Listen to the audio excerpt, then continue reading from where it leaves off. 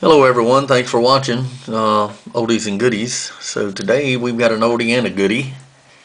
It's a little transistor radio that we found. You can see it's very ornate. It's got a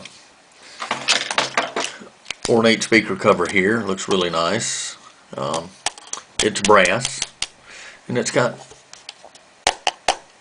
little wooden sides, panels, and you can't really see it.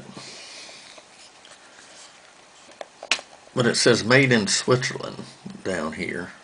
I don't know why I'm showing you and you can't see it, but it's made in Switzerland. So it's a cute little radio. We've had it for a little while, year or two. We thought we would kind of show it off. And so you can see how small it is. It's 4.5 inches. It's about 1.5 inches in depth, or in height. I'll let it sit like that. And it's roughly 3¼ inches in depth, looking at it from this angle.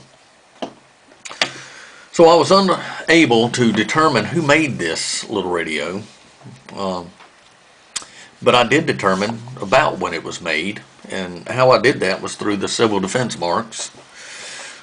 We can see this little triangle right here. That's for, turning our dial and setting a station.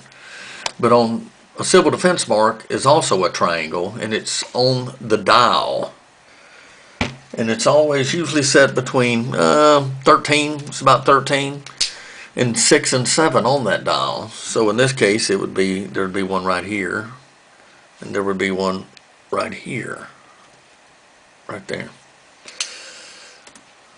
So what do we know about the civil defense marks? The civil defense marks were mandated by law on radios between 1953 and 1963.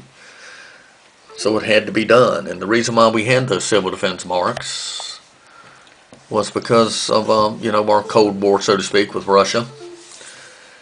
The government mandated it in order that the people, if we were ever under attack or in a war situation during those years, then they would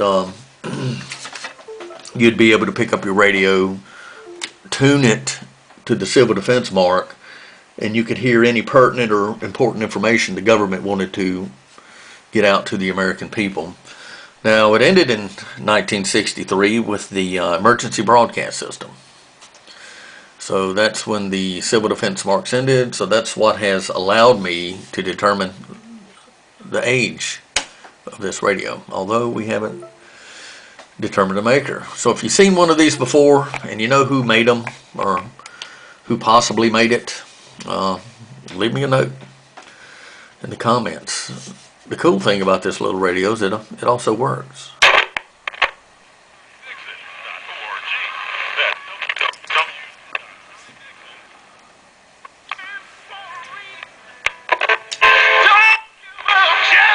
Taking things away from you.